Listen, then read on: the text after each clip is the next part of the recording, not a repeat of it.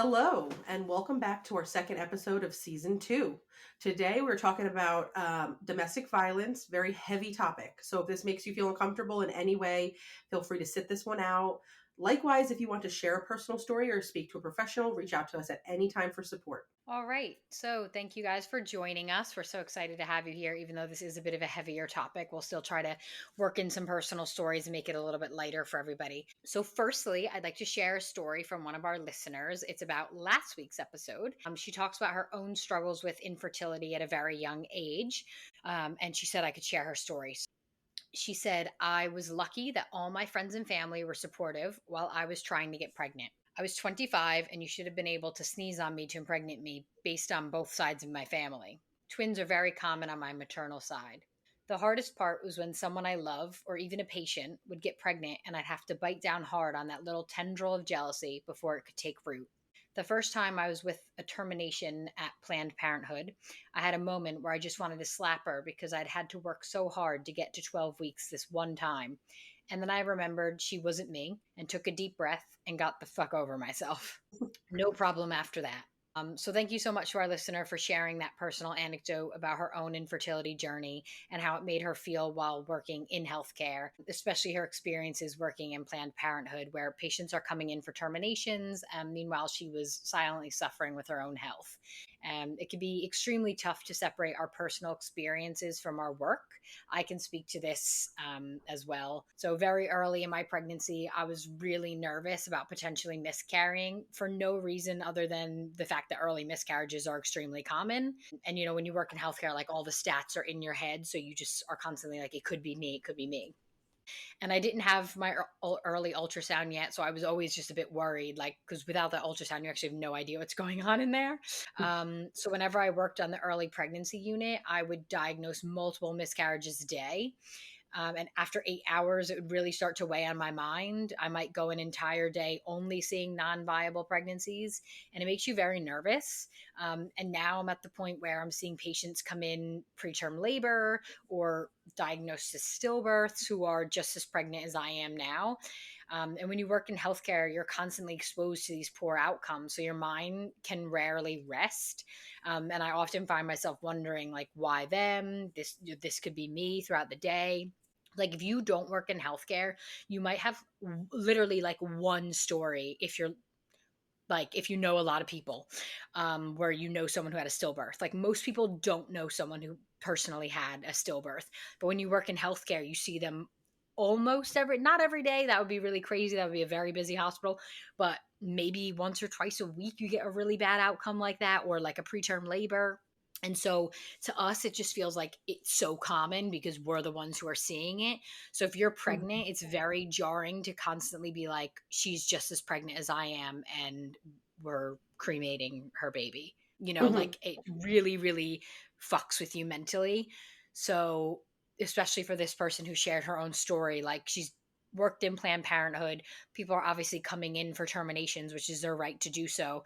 But for her, she's like, I've had to work so hard just to get pregnant. And it can be really frustrating when you're in that predicament. But like she said, she took a deep breath and is like, she's not me, and just got over it. And that's kind of what you have to do. You just have to separate yourself from your patients. So yeah, thank you so much to our listener for sharing that personal story. Yes, thank you. And thank you for listening. That's awesome. So, yeah, absolutely. It is hard. Like you said, you're probably not going to see as many if you're not in the health profession. But I feel like now with social media, you see it more. For instance, like, I've known a few girls that have, but we either went to high school or college together, and I didn't know them personally, but because I'm friends with them on social media and they showed everyone that horrific journey, I heard about it and I saw it. And it's heartbreaking. And I feel like, because we've touched on social media too, you're seeing more of things than ever before because people are more willing to share. Yeah, absolutely. People are definitely more willing to share, which can be great, but also can be bad if you're trying to think positively. Hmm. If you're trying to Agreed. think positively and be like, I'm a low risk pregnancy, I'm a healthy young woman, there's no reason that I should think something's wrong.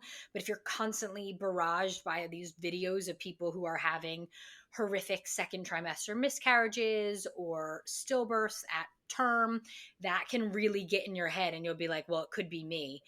So I would say if you're kind of like searching for those trauma stories while you're pregnant or while you're trying to conceive, you really need to moderate the amount that you absorb so that it Mhm. doesn't become your whole story is like pregnancy anxiety, because it isn't common. At the end of the day, having like a term stillbirth is not common, and it Mhm. usually is a symptom of something more dangerous that was unfortunately going on during that pregnancy, and we just didn't know it until the outcome happened. So you need to like kind of separate yourself from that negative and horrible journey that someone did have, because you can't let that affect your pregnancy. And I'd also say, like, don't medicalize yourself. Like, when I was a little bit earlier in pregnancy, like 20 to 25 weeks, everyone at work would be like, oh, are you going to do this? Are you going to do this? Like, are you going to do these extra scans? And I was like, no. And they were like, why not? Like, why wouldn't you want to know? And it's like, well, I am a low risk, knock on wood, pregnancy. Like, I don't want to medicalize myself and like find something that we weren't going to find before. You know what I mean? Like, if there was no reason to listen, if my midwife says you need this because this doesn't look right, then 100% I'll Mhm. do it. But I'm not going to request it because I'm a doctor and I know they'll say yes to me because I work at the hospital I'm booked at. Um, and like, I don't know, like try to find something wrong on a scan. And then now I'm a high risk pregnancy and it's all my fault. Like, I didn't need to do this. So that's my advice as well. Like, unless you're a very, very anxious person and you need to know, like, try not to medicalize it, because pregnancy at the end of the day is a completely natural, normal process. You don't need doctors. You don't need, only if something goes wrong, you do. So you should just let it run its course, unless, you flag as high risk for other reasons. I agree. Well, thank you for sharing your personal story again. And now we're going to dive into the topic of domestic violence for this week. So let's start with what is domestic violence? It's a pattern of behaviors used by one partner to maintain power and control over the other in an intimate relationship. It could take many forms, including physical, emotional, sexual, and financial abuse. This is a widespread issue that does affect people of all backgrounds, genders, and sexual orientations, yet it often goes underreported and misunderstood. Domestic violence is not just about physical violence. It is often includes emotional manipulation, isolation from friends and family, financial control, and constant intimidation. Victims may feel trapped, ashamed, and unable to seek help.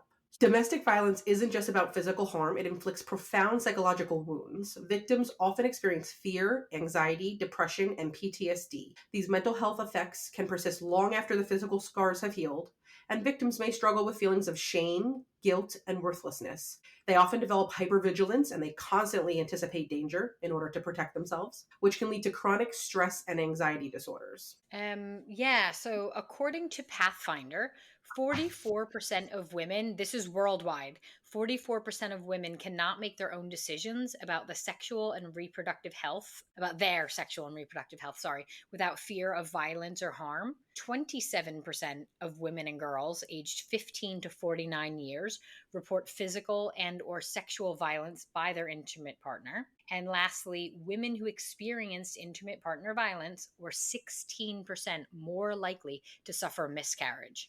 So, being Mm, abused, whether physically, mentally, psychologically, as Marissa said, is directly correlated to poor health outcomes. Marissa just said, like, it affects your mental health. And as we know, if you've been on this pod journey with us, your mental health directly affects your physical health. So in absolutely. 2021, Stubbs and Secchi published a systematic review where they stated, quote, intimate partner violence was shown to have negative effects on physical health outcomes for women, including worsening the symptoms of menopause and increasing the risk of developing diabetes, contracting sexually transmitted infections, engaging in risk taking behaviors, including the abuse of drugs and alcohol, and developing chronic diseases and pain. It also has significant effects on human immunodeficiency virus outcomes, so HIV, worsening of your CD4 count depletion. So as HIV progresses, your CD4 count goes down. So it can actually progress the your HIV disease, because your immune system will become weakened if you're suffering from intimate partner violence. So they were able to conclude that, quote, The result of this review demonstrates that women who have experienced violence and abuse are at significantly increased risk of poor health outcomes in a variety of areas and so require specialized and tailored primary care. This review highlights significant gaps in this field of research, particularly in relation to cardiovascular disease, endocrine dysfunction, and neurological symptoms and conditions. It demonstrates a need for additional long term studies in this field to better inform the healthcare of women who have experienced intimate partner violence and to establish the physiological mediators of these outcomes. So, yeah, I mean, obviously, we know there are massive gaps in research when it comes to women's health. For years, decades really, scientists and large companies like pharma companies have said, oh, it's because we don't want to study women because they're of reproductive age and we don't want to be liable if anything goes wrong. In reality, they just paint everyone with a broad brush, and women are completely swept under the rug and not investigated properly. So, the true breadth of damage that intimate partner violence can cause is not really known, but what we do know is it can worsen your health outcomes overall. And that's obviously because of the stress you're undergoing, as Marissa will touch on, and it can cause PTSD, anxiety, depression. If you're suffering from all of these mental health conditions, how can you properly look after yourself physically? You can't. So intimate partner violence is a really important topic, especially because it's very pervasive, even in, the modern world. A lot of people think it's really only bad in certain countries where they don't respect women. That's not true. And we know Mm-hmm. that's not true. Absolutely. So, how does domestic violence contribute to PTSD and trauma?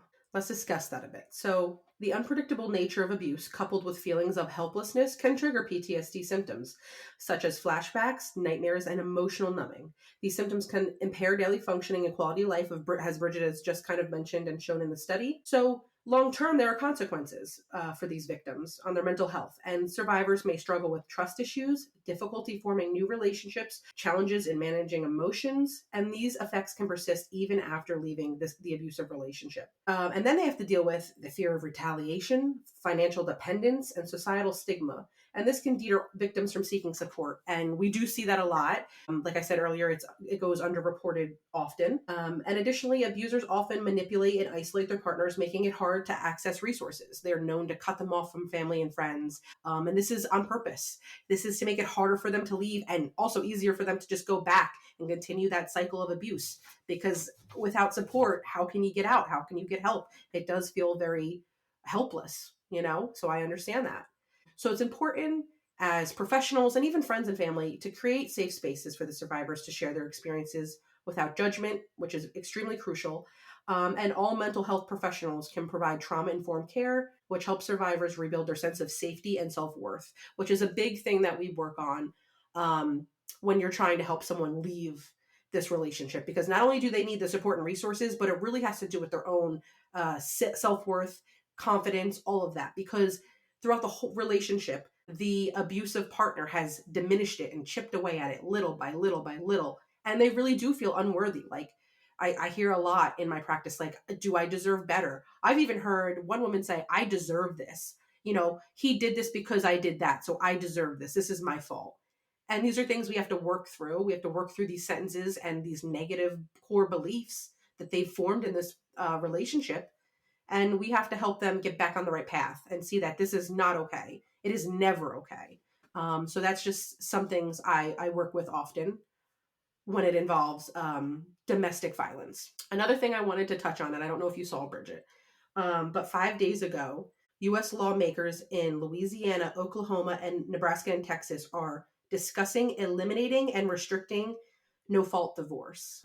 A quote from the direct article is, they feel that divorce laws are deprive people, mostly men, of due process and hurt families. They're trying to make it harder now, right? There needs to be fault, but I feel like this hits upon the domestic violence issue because now it makes it harder for these people who are being abused to leave. Now they're stuck with that person. And I feel like no fault divorce is helpful. And I don't know why you would want to eliminate it. So, but I guess, the really right wing Christians believe like that's wrong in the eyes of God. But again, as you and I discussed, Bridget, not everyone in this country is that religion. Not everyone's Christian, not everyone's Catholic. We're a melting pot. We have so many different religions. And also, I do think it's a bit of government overreach, because you and your partner decide what's best for you, or you, just because maybe you're in an abusive relationship and you need an out. Nobody, especially the government, should be deciding what kind of divorce you get and if you should be allowed to have it. Completely. This is actually something we discuss here. Okay, so I live in England for those of you who are Mhm. new in season 2. So in England, to get a divorce, you have to, it can be no fault, I'm sure, but you have to wait a minimum of 6 months. And I argue this with my in laws all the time because I'm like, A, your country takes way too long to get shit done. I'm sorry, but like, this is a joke. It's basically just putting more money in the lawyer's pockets. And B, if you are fleeing a situation for your safety, I'm sorry, I'm Mhm. not waiting 6 months. I need a divorce and I need it now. And their whole argument is like, well, it is the end of a marriage. Like, it shouldn't be that you could just like call up your like 1-800 lawyer that like advertises on the subway and get a Mhm. quickie divorce for $350. And I'm Mhm. like, no, I understand that. It is the end of a marriage. It deserves its due process and it deserves its day in court. But in those situations where I am fleeing for mine or my child's safety, I'm sorry. I'm 6 months is ridiculous and I'm not waiting that long. You best believe I'd be long out of there way before then. I don't Mhm. give an F what you say.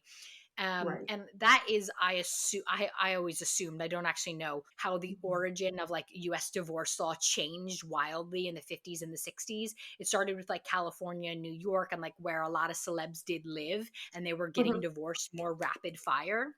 And I think people are just like, oh, that's just because like the glamour of the day, like they wanted quick divorces. But I always actually assumed it's because those, if you run with those circles, there's a lot of drinking and drugs and there's a lot Mhm. of abuse. Like Hollywood was Yes. full of abusers back in that time.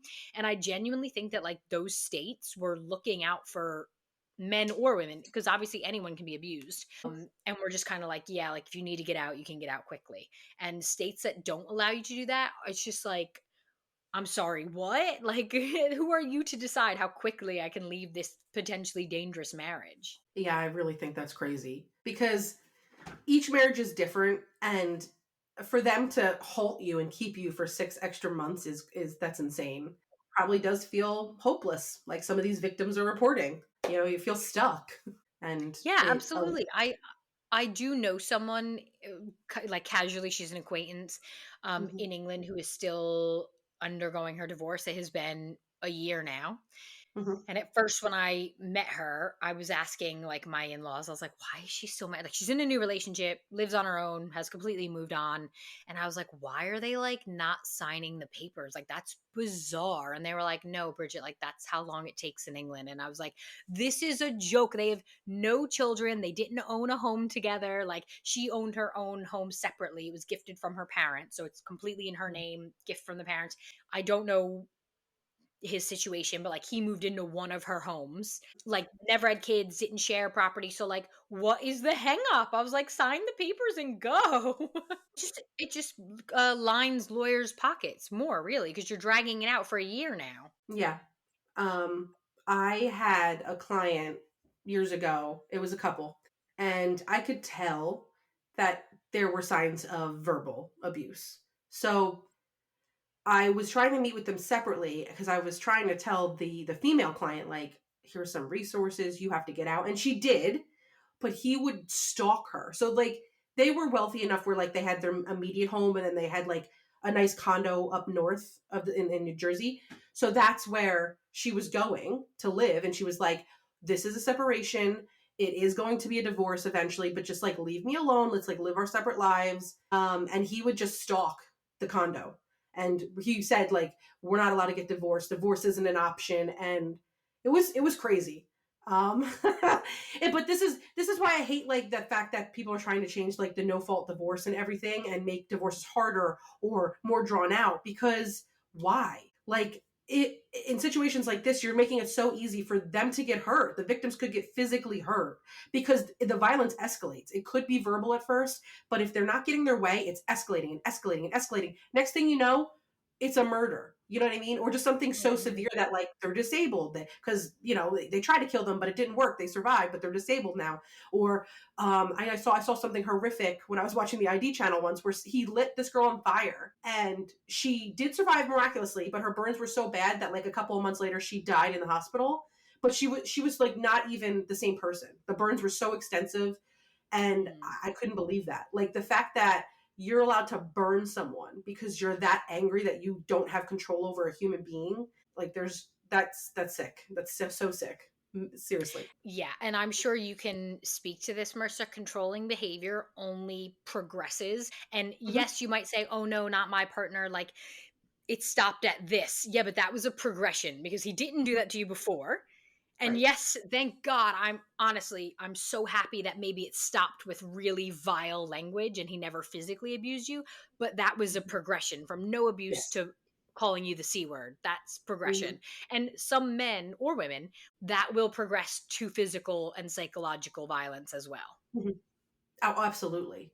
Honestly, in all the cases I've seen, whether in my personal life or on the ID channel, which I love, it's always gotten worse. I've never seen it just stay the same or get better. Never. And also, what I noticed, which is annoying, is that, and I'm not knocking the police. I love you. Have a lot of cop friends. I love that you keep us safe. But I do think the laws need to change because the police are stunted in their ability to help. And you could see that, like, where they'll come out for a domestic abuse call and they'll be like, well, that it's a he said she said, it's just a threat until real something really happens. You can't get the restraining order or we can't help you. And that's upsetting because what they are saying, again, not the police fault, it's the lawmakers fault. What they're saying is until he pretty much tries to kill you and probably succeeds, there's nothing we can do. So, and that's scary. I'm sorry. I actually, yeah, that's perfect segue. So the law does not look out for survivors of domestic abuse. It just doesn't. When violence happens within the home, there's little proof or evidence. Obviously, like they both live Mhm. in that home. Their DNA is everywhere. Like they didn't have to break in. Um, so survivors have to press charges. So you have pressing charges against potentially the father or mother of your own child. And you have to continue down a painful, arduous route to pursue just a sliver of Mhm. justice, maybe. So, of course, this places that person and their children in the danger zone and it overexposes them. So many people opt out to protect their loved ones because why wouldn't you? Why would you put your own child at risk and expose yourselves like that? And just because the outcome might still be breaking even, really. So domestic violence, we have like a massive gap in our laws there. I completely agree Mhm. with you. There's just Mhm. like there is almost like there's no route to take until there's years of continued abuse. And if you go to the hospital every time, document photos, eventually get a restraining order, which is not as easy as you think.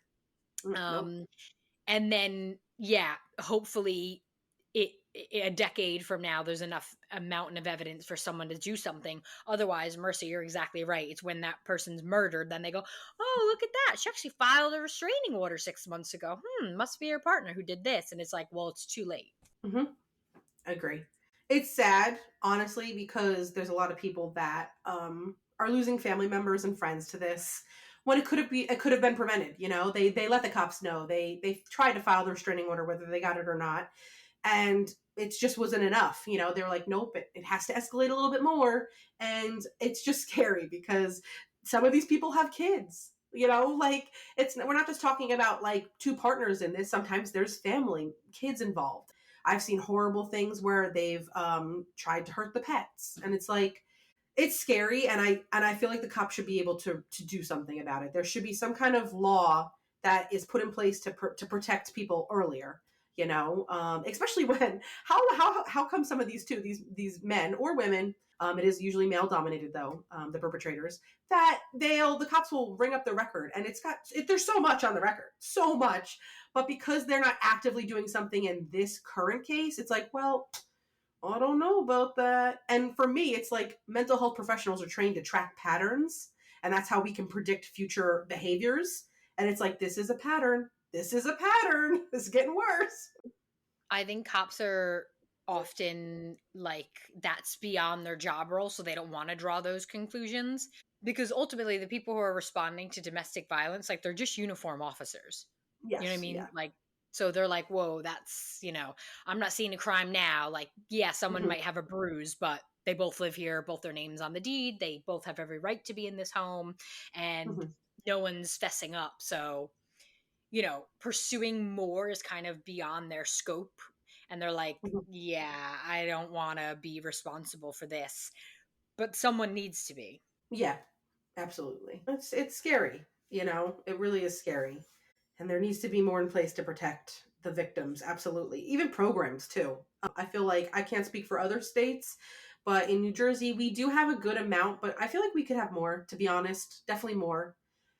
And also maybe programs that are directly for males, right? Because that's kind of like the ones that are almost sometimes embarrassed to come forward, and they are the minority victims. And maybe they can have just an all male group so they don't feel so uncomfortable. Yeah, I know there definitely are male charities out there. I can't name them offhand, but there definitely are for men who are victims of intimate partner violence. I think obviously the majority is male dominated as perpetrator, like you said, but also there is the threat of men obviously commit more violent crimes, so they're more likely to take it a bit further. It's just based on statistics. Also, men on average are taller and weigh more.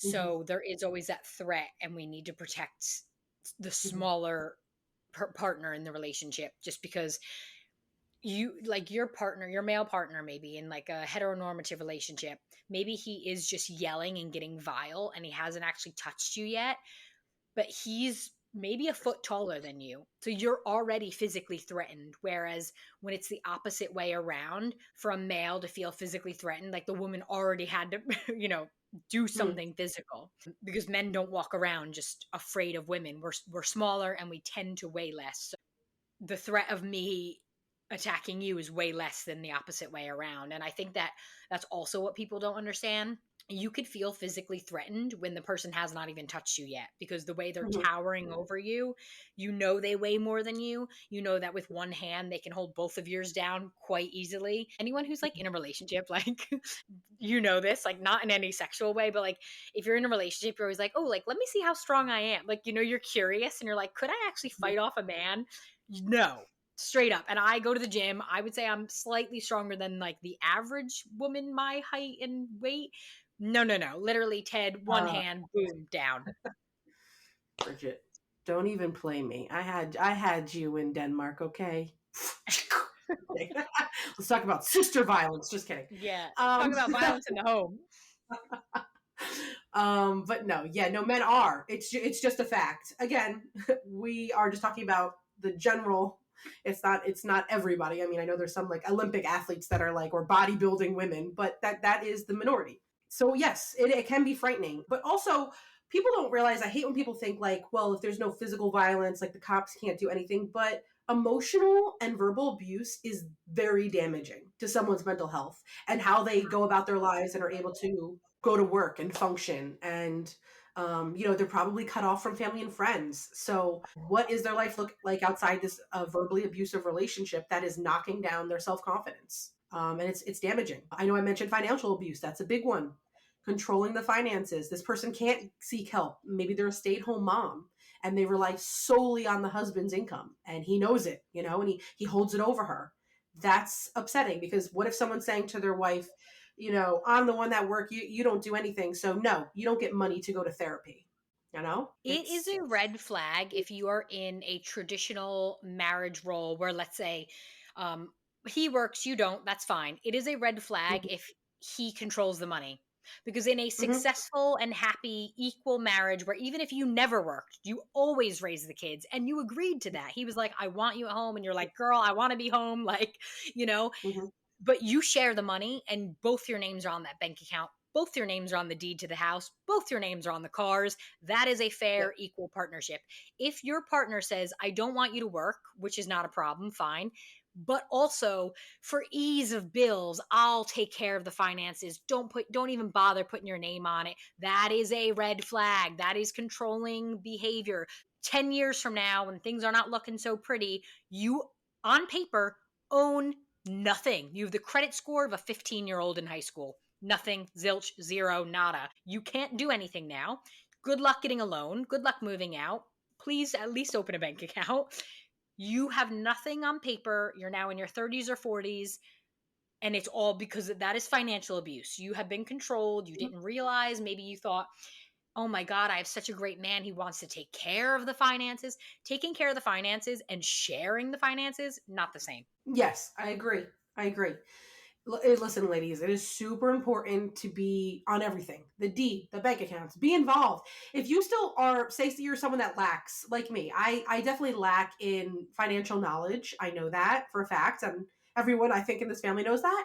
Um, but John may take care of it, but he involves me and I see all the bank statements. I'm on the bank account with me and our kids' savings. Like we're both on it. I am fully involved. I know when we're, like, okay, we need to curb the spending, or, oh, this month was a good month. Let's go have a good, fun date night. I definitely know what's in every account. And if he were to exclude me, that would be a red flag. And you need to understand that, ladies. Again, like I said, you could be as bad as finances as me, but you should still know everything and be on everything. Like, be in the loop. In the loop. He could still take care of it, but be like, hey, look at our account this time. Oh, look at our savings, honey. Or, oh, we really can't do this vacation this year. Like, look at our bank account, honey. We're getting close there. We don't have enough. Can't swing it this year. But if you're not in the loop, that's a bit of a red flag for me. I'm sorry. Yes. And just because one person earns more, you don't get more votes in how you spend your combined money. It's the same amount of votes. It doesn't matter if you've been a housewife for 30 years and, the person who works in corporate New York, whatever, makes the big bucks. You're in a marriage. That's a partnership. Nobody gets more say. Nobody gets more votes. You've agreed early in your marriage that one person isn't going to work or one person will work part-time. Whatever balance works for you. Equal votes, equal money. That's it. Oh, 100%. It does, I don't know why, but it does rub me the wrong way when I get women that come in and be like, well, no, it is his money. And I want to be like, stop saying that. It's not his, because without you, he would need to hire professionals who cost, so much money. It would be ridiculous. Exactly. So Without you, like, he needs a cleaner, a cook, laundry, daycare. Without you, he would have none of that money. Also, maybe you taking care of the home allowed him to get an advanced degree and get a better job. yes, He wouldn't be on that yes. pay scale if you didn't help him and raise the kids and Mhm. were literally a maid at home for free. Start running up a tab, ladies, right? Get the average rate. Google the average rate for cleaners, laundry, cooks. Yeah, go give him a bill. Mhm. He won't be able to afford it, I bet you. Also, I've done both, okay? Because when I had both my kids, I stayed home for 6 months for each child. I could not wait to get back to work because you want to know why? Being a stay-at-home mom is really hard, okay? Emotionally, everything. Like, I mean, the only thing I could say positive about it was that I got to be with my kids and we saved money because they weren't in daycare at that time. Otherwise, I was leaping to go back to work, okay? I was like, I can't wait. I'm a gazelle. Here I go. I'm leaping back in. Like, that's what's funny is before I had kids, I didn't understand how hard it was. So I was like, oh, maternity leave, joke. I can't wait to stay home and do nothing and make John do everything. I had kids and I was like, John, if you could have given birth and breastfed, I would have switched with you. Get me out of here. Get me out of here. It's a sane asylum. I know. I love that people are always like, oh, like it's so unfair. Like women get like a major career break every time they have a kid. You get to take because I'm in England, so you get to technically take a year out. And I'm like, do you understand? Like it's a year of not 24/7 work, especially if you decide to Mhm. breastfeed. Even if you're pumping, Mhm. you're just like a cow on demand to your pump. Like Mhm. it is a 24/7 commitment raising a baby. Like at no Yes. point are these women like, oh God, year off. Ugh, love it. We need to change the way people discuss that, right? Like, let's change the language. What we should be saying is we're taking a career change this next year because it's a career. I'm Mm. sorry, it's a career. That's so true. Yeah. That's insane. We need to start saying that, ladies. Let's start saying oh yes, I'm applying for my career change, and then just whatever amount of months or years that you're doing, like for 6 months or a year. I would like to see if that got approved. I'll be back after that. Like, Yeah. because it's insane. It's very hard. You get no sick days. So if you're sick and the baby's sick, well, oh well, too bad. Yep. It's 7 days a week, not Monday through Friday. No. Sunday through Sunday. Okay. All hours because they don't sleep through the night at first. And yeah, breastfeeding. I'm sure Bridget could tell you a little bit about that when she would walk into my house and my nipples were out and I was getting milked by the machine. I never saw you with your nipples in, I feel like, for those 6 months. I think you breastfed both for about 6 months. Not exclusively, Yes, but yeah. yes. And basically, like, I looked at your nipples more than I looked at your face. Like, they were just always in the pump. I was like, wow, this girl's, like, attached. What it is, ladies, and I'm sure other people who went through this can understand. But before I got pregnant, I was like very conscious of my body, still am to this day now that I'm out of that stage. But when I was breastfeeding, I didn't give a shit. If you walked in and you were unannounced, or actually even if you announced that you were coming and it was during my time that I was pumping, too bad. You were seeing my nipples. I didn't care if I looked good, sexy, ugly, fat. I didn't care. You were seeing nipples. And you were just gonna have to deal with it for the 20 minutes. Every what I do every 2 to 3 hours. I think Yeah. later it got extended to 4, but I didn't care. You were gonna talk to me and look directly at my nipples. I think there's something very freeing about if you have a child, um, your body just becomes like open game for like any doctor, nurse, midwife, whoever comes into the room for those like for that basically like 20 plus hours that you're still in labor and then immediately Mhm. postpartum. So while you're in the hospital, like so many people have seen you naked that you just kind of like lose that barrier and you're just like, I don't give a shit. I like you've seen me like bouncing on a ball with my vagina out and the titties flopping. Like you're just like, whatever. Like you've probably seen me like crap myself trying to push a baby out. Like you just don't care. You lose that like I'm naked. Like it's that goes out the window. It really does, honestly. I feel like any like your annual gyno since like you were the right age, somewhere in your teens you started going. Yeah, I was like self conscious. I'd hide the underwear under my outfit. I'd be like, oh, I hope everything's sparkly down there. I hope he's like this is the best vagina he's seen all day. Yeah. After having kids, I didn't care. I show up to my annual now with a hairy cooch. I don't give a shit. I don't give a shit. I'm like, too bad. I literally get up there in the stirrups. I'm ready. He's like, oh God, you're ready. I'm like, get in there, doc. Let's go. I got shit to And do. and let me tell you, we don't care either. The amount of women you could tell when they've not had a child, honestly. Like if you've never been pregnant, you come in and you're like, "Oh, I'm so sorry, like I'm not ready." And I'm like, "Girl, I see 300 of these a day. Like next." Like your vagina doesn't even stick with me for 30 seconds. Like I write my note and then it goes right out the door. You have no reason to be self-conscious because I see so many a day bleeding, infectious, some healthy. But it doesn't matter. Like none of them stick in our heads. We see that many a day, and they all kind of generally look. Everyone's like, "Oh, they're all unique." Yeah, they are, but actually, they're all pretty much the same to me after a while. Yeah. Yeah. Like no I mean, one's to be vagina honest, is so bad that like you're like, "Oh, no, that was a bad one." They're all the same. they are. But even if they are, wouldn't that be the reason to go to the doctor anyway? So you could get like antibiotics or whatever you need? Like that, if it was bad, you would need a doctor anyway to look at it. I know. So many people though are self-conscious. Like, "Oh, I'm so sorry. I'm still bleeding." I'm like, "Hop up. Let's go." That's why we cover the table. Don't care. I know. I know. That's so funny. Yeah, it's funny. I mean, I don't know. Motherhood just transforms you into a lady that does not give a shit. I don't care. Do not But care. I don't We know have how we have her. strayed. Yeah. We were talking about domestic violence, and somehow we're talking about like showing the guy or your cooch no matter what. I don't know here, ladies. I don't We have know. totally but actually, you know what? I wanted to mention because I know Mercy, you've seen this. For any of our listeners out there, if you haven't already watched this show on Netflix, it's 2 years old now, so I'm sure a lot of people have seen it. The Maid. Oh, I still have to see that. You haven't seen The Maid? Wait, the one I was where supposed. Yeah, yeah, I was supposed to, and my kids have kind of taken over my life. I'm going to. It's on the oh, list. okay. Honestly, Mercer, like tonight, you watch it in 2 days, 2, 3. It's only Oh, 6 episodes or something. It's a limited series. For anyone who hasn't seen it, it's about it's Andy McDowell and her daughter, and they both star in it together. But it's about a young woman. She's only like 25, who is in a serious relationship. They're engaged. I don't believe they're married. They have a child together and they live in Seattle, and he takes on the full financial responsibility. Once she gets pregnant, he says, I want you to stay home. And she's like, yeah, okay, whatever. Nothing is in her name.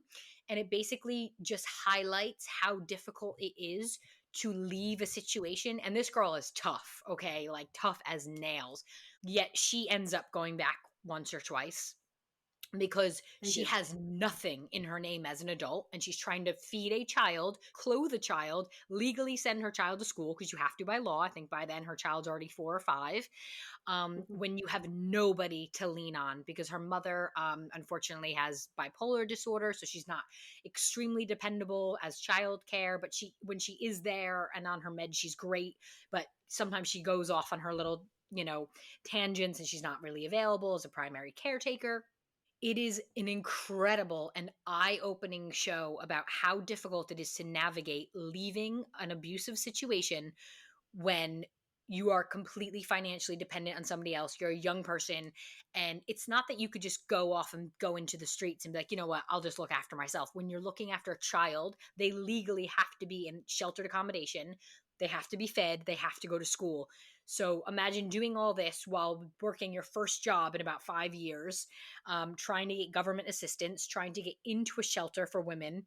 It is incredible, and it just shows you how many flaws are in our systems because we do not provide adequate safety for women and children at all. I highly recommend it. It really made me think twice about what we do to provide the most vulnerable in society. Yeah, it's called The Maid. It's on Netflix. Like I said, I'm sure a lot of people have already seen it. It was so popular when it came out 2 years ago. Mercy, you need to watch it tonight. Now I'm gonna. You've sold me. I mean, I was already sold, but now you've reminded me. See, I've got that mom brain problem. It's just if I don't do it right then and there, my brain just gets rid of it. It's So, so beautiful too because Andy McDowell, you know her from the 90s, curly mhm, hair. When you see her, you're like, yeah, big actress. mhm. And it's her actual daughter. So they do riff off each other and they have such a, like, at first I was like, wow, they have really great chemistry as mother and daughter. And then I Googled it and I was like, oh my God, it's her actual daughter. They look similar. Like, they have the curly, thick black hair. But it just makes it so much better to actually know that that chemistry that they have is real. It's so good. I honestly, I wish I could watch it again. I need to forget more of it. I need to forget more of it so I can rewatch it. I can't believe it's a true story too. That's what's crazy. Is it? So it is. Yes, that's what when I Oh looked into it. wow, wow. Now you're making me second guess my mom brain, so I'm going to Google this right now. I wouldn't be surprised if it was because there's nothing so shocking or scandalous in it. It actually just feels like real life for Yes, someone who's trying to protect their child. yes, it's a true story of Stephanie Land. She's the author of her own What Happened, and then it was made into this movie or series. Oh wow, wow, Mhm. wow. Yeah. Wow. Single mom Stephanie Land, true story. Well, that's awesome. So I now I'm gonna have to watch it and report back. Yeah, definitely. It's so good. So I feel like we've discussed a really emotional topic, and I do encourage anyone who's been through it or going through it, seek the help and support you need. I can definitely link some helpline stuff in our on Buzzsprout. I always say BuzzFeed. Our Buzzsprout page. Usually, I have disclaimers at the bottom, but I could link like a domestic abuse hotline for you guys. But please, absolutely seek professional help and support.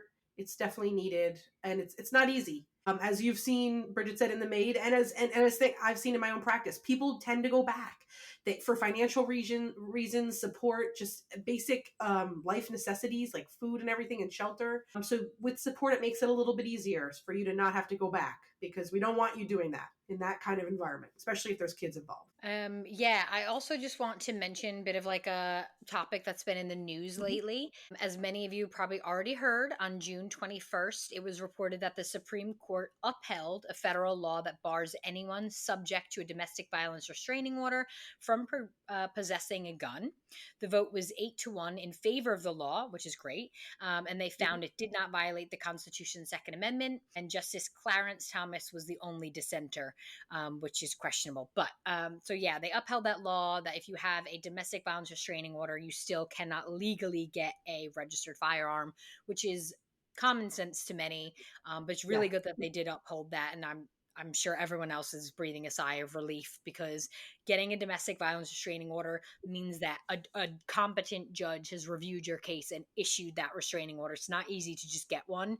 So Mhm. that's pretty serious to actually have one out against you. So yeah, really really pleased with that, and I'm sure every people everywhere feel a lot safer knowing that that law was upheld. Absolutely. I'm glad that that was upheld. Yeah, I mean, if you are tend to be a more violent and aggressive person against someone you love, what's stopping you from escalating that and using a firearm. Nothing really. So, Right. you shouldn't have the legal opportunity to purchase one, just like an ex-con can't. There are Mhm. certain things that unfortunately you lose that right, Mhm. and this is one of them. Well, I'm happy that was upheld. Good. Mm. Congrats. Yay. So we, I know you put your faith in us, and we suck. I'm sorry, but we dropped the ball. We were supposed to ask Jerry the question of the week, and I think in Lost in Translation, either Bridget and I thought the other one might have been taking care of it, so it never got taken care of. And then when we did message her this morning, she's like, "Ladies, I'm on a funeral, so good luck with that." So that's what she said this week. Ladies, I'm on a funeral. Good luck with that. So, but we are going to make it up to you, and we now know to have better communication. Sorry, just her being a doctor and pregnant and on a different time zone versus me and toddlers trying to work from home and manage employees. It was crazy. Also, not an excuse, but my son's birthday is this week, and this past weekend was my husband's. So planning, get-togethers and everything going on there is a little cray cray. So forgive us, but in order to pay you guys back next week, we're going to have her answer the question that would have been for this week and next week. So you're going to get a 2-for-1 special next week, guys. Yes, yes. I'm so sorry. And Jerry is keen to answer the question. She just literally can't. She's working and can't be on her phone. So we will give you the answer from this week and we'll do next week. She'll get a 2-for-1 of Tough Love with Jer Bear. So I'm so sorry. Just believe in us this one more time. We failed you, please. I Don't hate know. us. I'm sorry.